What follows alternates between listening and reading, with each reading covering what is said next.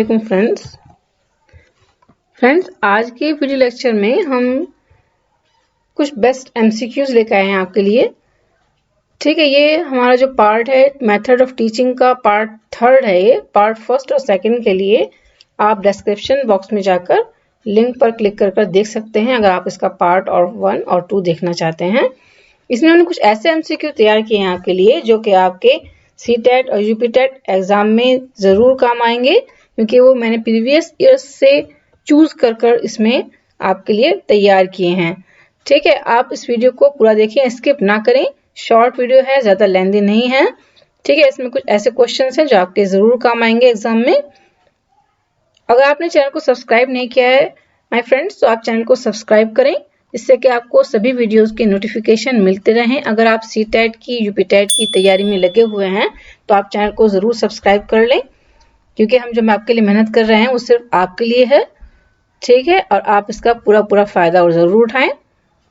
Friends, myself Sobia Tabassum and you are watching let's study. आइए friends, start करते हैं आज का वीडियो लेक्चर। क्वेश्चन से पहले मैंने कुछ जो कंसेप्ट जो क्वेश्चंस में हमारे आए हैं जो शायद आपको ना पता हो, ठीक है, जिनको क्लियर होना जरूरी है पहले, उसके बाद क्वेश्चंस हम करें तो ज्यादा आसानी से कर पाएंगे, ज्यादा समझ पाएंगे उन्हें। इसलिए जो उसमें जो कॉम्प्लिकेटेड टर्म्स हैं जो कि आपको शायद ना पता हो, वो मैंने पहले उन कंसेप्ट को डिटेल तैयार करी, उसके बाद आपके लिए क्वेश्चंस तैयार करे हैं। तो सबसे पहला इसमें हम देखते हैं कंसेप्ट हमारा पीपीपी। क्या होता है PPP? Model of teaching means PPP short form है। किसकी शॉर्ट फॉर्म है? Presentation, production and practice. ठीक है, P presentation, next P is production and then practice model of teaching है ये। इसमें क्या होता है? It means presentation, production and practice. Presentation से यहाँ पर क्या मतलब है हमारा? जो कुछ भी हम लैंग्वेज सीखने जा रहे हैं, जो हमारी टारगेट लैंग्वेज है, उसको प्रेजेंट करना। This is where the language is introduce, जहाँ पर लैंग्वेज इंट्रोड्यूस की जाए और प्रेजेंट की जाए टू द लर्नर के सामने, usually by introducing a context और सिचुएशन। ठीक, किसी भी कॉन्टेक्स्ट को, किसी भी सिचुएशन को इंट्रोड्यूस करें। इंट्रोड्यूस करने के साथ साथ लैंग्वेज को इंट्रोड्यूस करना, लैंग्वेज को प्रेजेंट करना, फर्स्ट ऑफ ऑल ये हमारा इस पी का मकसद है। Next P is production. Production क्या है? जिसमें हम कुछ ऐसे प्रैक्टिस कराएं स्टूडेंट को, ऐसे गेम्स, ऐसे एक्टिविटीज कराएं जिससे कि प्रोडक्शन हो सके, जिससे कि लैंग्वेज को ज्यादा से ज्यादा सीखा जा सके, लैंग्वेज जिसमें प्रोड्यूस हो सके, जिसमें स्पीकिंग की और लिसनिंग की बच्चों को मौके मिल सके।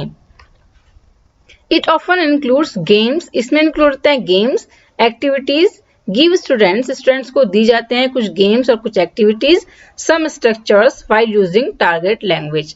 ठीक है, टारगेट लैंग्वेज को यूज करते हुए कुछ स्ट्रक्चर्स बच्चों को दिए जाते हैं जो गेम और एक्टिविटीज के जरिए वो सीखते हैं। A language production game activity is one that allows the student to freely produce the language that has just been practised. ठीक है, कुछ लैंग्वेज प्रोड्यूस करने के मौके उन्हें मौके दिए जाते हैं उनको, जिससे कि that has just been practice, जिससे कि वो उसकी प्रैक्टिस कर सके आगे चलकर। जो नेक्स्ट ये हमारा पी है, फर्स्ट, सेकंड और थर्ड है, पी मीन्स प्रैक्टिस, उसकी प्रैक्टिस कराई जाती है, जो स्ट्रक्चर हमने गेम्स एंड एक्टिविटीज के जरिए बच्चों को सिखाए हैं। The practice stage aim to provide opportunities for learner to use the target language. Okay, आपको समझ आया होगा कि प्रेजेंटेशन, प्रोडक्शन एंड प्रैक्टिस ये क्या है, इसका क्या मीनिंग है यहाँ पर पीपीपी मॉडल ऑफ टीचिंग में। एक और टर्म है हमारा, इसमें जब हम क्वेश्चंस करेंगे उसमें आएगा हमारा CLIL। What is CLIL? This is the short form of content and language integrated learning. Content and language integrated learning मतलब हम जब साथ में दो चीजों को सीखते हैं। ठीक है, लैंग्वेज हम सीख रहे हैं जो हमारी टारगेट लैंग्वेज है, और उसके साथ साथ हम किसी कंटेंट की, किसी सब्जेक्ट मैटर की नॉलेज भी ले रहे हैं। दोनों काम जो हम एक साथ करेंगे तब वो हमारा CLIL होगा। CLIL program aim to increase students subject area knowledge while at the same time improving their knowledge of and skill in the target language। मतलब हम जब दोनों चीजों को सीखते हैं एक साथ, मतलब कोई सब्जेक्ट, हमने एक सब्जेक्ट मैटर लिया, उसमें हम उसको पढ़ा रहे हैं टारगेट लैंग्वेज को इस्तेमाल करते हुए, तब हम दोनों चीजों को सीख जाएंगे। इंफॉर्मेशन और नॉलेज भी हमारी बढ़ेगी और लैंग्वेज का इम्प्रूवमेंट भी होगा। ठीक है, इस तरह से उसको कहेंगे हम CLIL।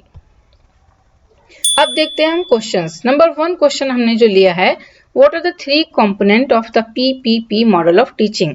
अभी मैंने आपको बताया PPP क्या है ना, 3 components क्या है इसके? Pre-teaching, practice teaching, product producing result. No. Pre-concept, conception, practice by the teacher, or post-conception. This is wrong. Present, practice, produce. This is the right answer. Present, practice and produce. Number second question is, habit formation through repetition is a component of which method? ठीक है, repetition से किस method में habit formation कराई जाती है, language को सीखने की आदत दिलवाई जाती है? रिपीट कराकर, प्रैक्टिस कराकर, ठीक है, बार बार रिपीट कराकर, अगेन एंड अगेन, कौन से मेथड में आदत दिलवाई जाती है जिससे कि लैंग्वेज एक आदत बन जाए, एक हैबिट बन जाए? दिस इज द ऑडियो लिंगुअलिज्म, ठीक है, audio lingual method. Audio lingual जिसमें सुनने के मौके और बोलने के मौके ज्यादा दिए जाते हैं टारगेट लैंग्वेज को, उसको हम ऑडियो लिंगुअलिज्म कहते हैं। फ्रेंड्स, आपको मेरी वीडियो अच्छी लगी तो उसको लाइक और शेयर करना ना भूलें, और साथ साथ चैनल को सब्सक्राइब भी करें और प्रेस कर दें बेल आइकन को, जिससे कि आपको सभी वीडियोस के नोटिफिकेशन मिलते रहें।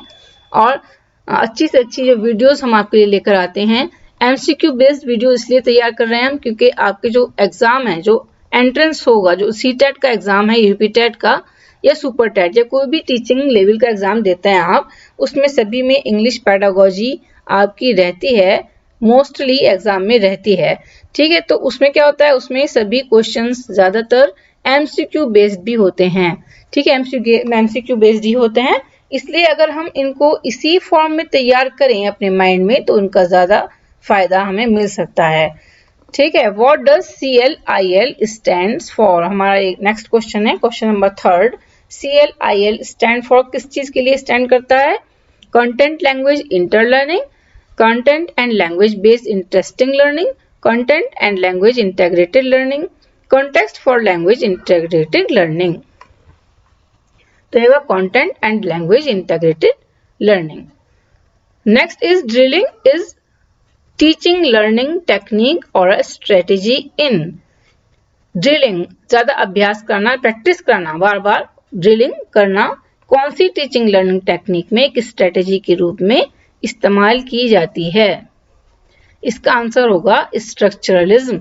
अगर आप स्ट्रक्चरल अप्रोच को अच्छे से पढ़ना चाहते हैं तो उसके लिए आप इंग्लिश पेडागोजी, जो हमारी प्लेलिस्ट हमने तैयार करी है इंग्लिश पेडागोजी, उसमें जाकर आप स्ट्रक्चर अप्रोच को अच्छे से पढ़ सकते हैं, अच्छे से डिस्क्रिप्शन डिटेल में पढ़ सकते हैं, ठीक है। स्ट्रक्चर लैंग्वेज क्या होता है, स्ट्रक्चरल अप्रोच क्या होती है, ठीक है, वो सब चीजें उसमें आपको बताई गई हैं। अगर आप उस कंसेप्ट को सही से क्लियर करना चाहते हैं तो आप उस हमारी जो वीडियो है उसको आप पढ़ सकते हैं स्ट्रक्चरल अप्रोच के बारे में, ठीक है। तो ड्रिलिंग कराई जाती है, उसमें स्ट्रक्चर्स बताए जाते हैं बच्चों को पहले, और उन स्ट्रक्चर्स की एक्सरसाइज कराई जाती है, उनकी प्रैक्टिस कराई जाती है, जिससे कि वो उसको ज्यादा से ज्यादा यूज कर सकें अपनी डेली लाइफ में।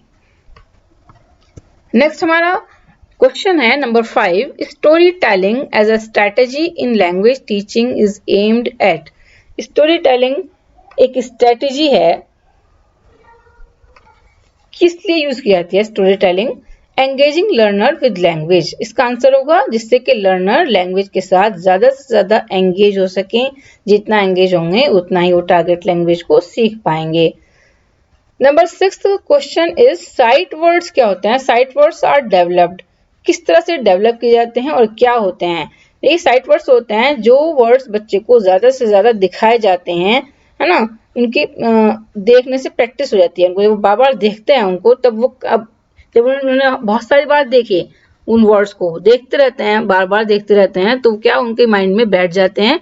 जब भी कहीं अब वो मौका होगा, जब भी कहीं देखेंगे उसको तो एकदम से पढ़ लेंगे, ठीक, एकदम से समझ जाएंगे कि वर्ड है, जैसे कि द, आई, एम, और, ठीक है, एन, ऑफ। तो ये क्या है? ये वर्ड्स ऐसे हैं जो कि बार बार आते हैं, बार बार इस्तेमाल में, पढ़ने में बच्चों को यूज कराए जाते हैं। तो वो क्या होता है? साइट वर्ड्स होते हैं वो। Bye using words in meaningful contents. Sight words किस तरह से पैदा किए जाते हैं, किस तरह से बनाए जाते हैं, डेवलप किए जाते हैं? वर्ड्स को यूज कर बार बार इन अ मीनिंगफुल कॉन्टेक्स्ट। किसी भी कॉन्टेक्स्ट में कुछ वर्ड्स को जब हम बार बार यूज करते हैं और बच्चों की निगाह के सामने वो बार बार आते रहते हैं, तब वो उनके माइंड में बैठ जाते हैं, उनको हम साइट वर्ड्स कहते हैं, ठीक है, तो sight words are developed by using words in meaningful context. Number 7 is a teacher brought real life objects. ठीक है, टीचर लेकर आता है real life objects like a hammer, screwdriver and so on to her class. अपनी class में लेकर आता है। She asked her learner to describe the objects in 5 to 7 sentences. Okay, what are the material in language teaching known as? इस material को जो उन्होंने use किया है लैंग्वेज टीचिंग में हम क्या कहेंगे? टूल्स कहेंगे। ये सब टूल्स हैं, कहने टूल्स कहेंगे, लैंग्वेज इनपुट्स कहेंगे, रियलिया कहेंगे या टीचिंग इम्प्लीमेंट्स कहेंगे। This is called realia. ठीक है, रियल चीजों को, रियल ऑब्जेक्ट्स को जब हम टीचिंग में यूज करते हैं तब हम उसे रियलिया कहते हैं। इससे पहले जो हमने बनाई थी वीडियो, उसमें हमने ये क्वेश्चन भी लिया था कि रियलिया किसे कहते हैं। उसमें दूसरी तरह से पूछा गया था, अब ये दूसरी तरह से पूछा गया है। ठीक है, उसमें पूछा गया रियलिया किसे कहते हैं, तो उन ऑब्जेक्ट्स को जो कि हम इस क्लास में यूज करते हैं, रियल लाइफ ऑब्जेक्ट्स होते हैं जो। ठीक है, अब यहाँ पर रियल लाइफ ऑब्जेक्ट क्या कहते हैं? रियल लाइफ ऑब्जेक्ट जो हम यूज करते हैं क्लास में तो उसको रियलिया कहते हैं। ठीक है, ये क्वेश्चन दो तरह से पूछा जा सकता है, CTET, UPTET या किसी भी टीचिंग एग्जाम में। Which of the following does not come under the principle of selection and gradation? इन सब में से जो प्रिंसिपल होता है selection and gradation, selection and gradation refer करता है हमारी स्ट्रक्चरल अप्रोच को। स्ट्रक्चरल अप्रोच में principle of selection and gradation का बहुत ज्यादा इंपॉर्टेंस है। ये सब क्या होता है सिलेक्शन एंड ग्रेडेशन?